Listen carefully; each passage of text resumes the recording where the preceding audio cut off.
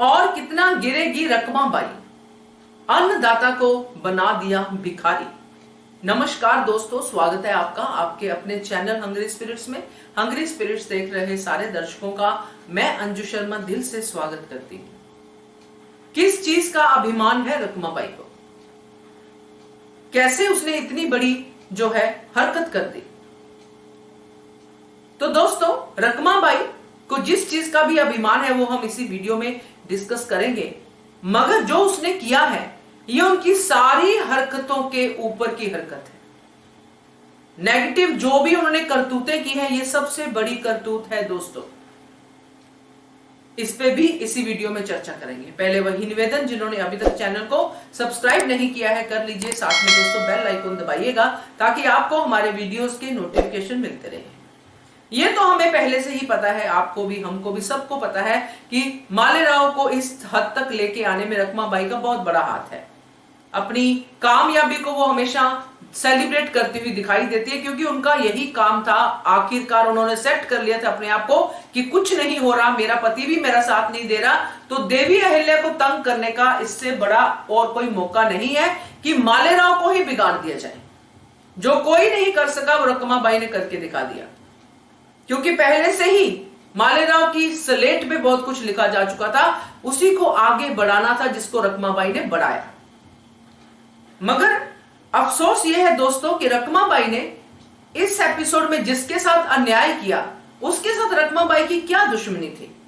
देवी अहिल्या के साथ समझ में आता है, वाड़े में रहती हैं और बहुत सारी चीजें होती हैं जो घर के अंदर रिलेशनशिप में होती, जेलसी ये वो सब, मगर किसान के साथ क्यों? उन्होंने ना सिर्फ किसान को भिखारी बनाया बल्कि उनको धमकाया भी कि मालेराव ऐसा कर देंगे, मालेराव वैसा कर देंगे, बच्चे तुम्हारे कैसे जाएंगे, वो उनको कर देंगे कुछ, या फिर घर तुम्हारा तोड़ देंगे वगैरह वगैरह। इससे दो चीजें हुई, किसान तो डरा ही डरा, मगर इससे मालेराव की छवि और खराब कर दी रकमा बाई ने प्रजा के अंदर। तो ये कितनी बड़ी गिरावट है रकमा बाई की, मुझे तो देख के बहुत बहुत गुस्सा आया दोस्तों।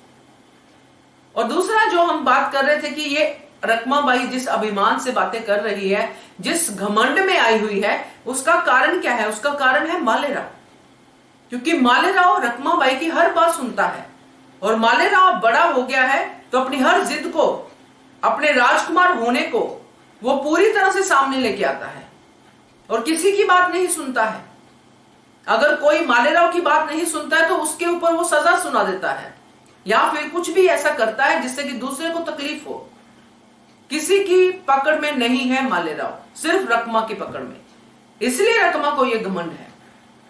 मैना बाई जो रकमा के साथ थी उसको भी रकमा कोशिश कर रही है अपनी तरफ करने की, मगर लगता नहीं है कि आएंगी मैना बाई रकमा की बातों में। मगर कब तक? क्योंकि मालेराव जब रकमा की बात सुन रहा है तो अगर रकमा की बात मैना बाई नहीं सुनेगी तो मालेराव के जरिए ही मैना बाई पे जुल्म भी करवा सकती है रकमा। ये तो अभी हमने बड़े मालेराव के साथ जो रकमा का रिश्ता है उसका एक ट्रेलर ही देखा है दोस्तों। आगे और भी ऐसे सीन देखने को मिलेंगे जिससे आपकी रूह कांप जाएगी, जो मालेराव रकमा की देखरेख में करेंगे। और रकमा की गिरावट यहीं पे खत्म नहीं होगी, आगे और भी गिरना बाकी है दोस्तों। चलिए, मेरा तो ये इस वीडियो को लेके कहना था, बहुत मन भी दुखा, क्योंकि एक किसान जिसको देवी अहिल्या एक अन्नदाता का दर्जा देती हैं। आपको याद होगा जब एक बार खंडेराव का, आपको याद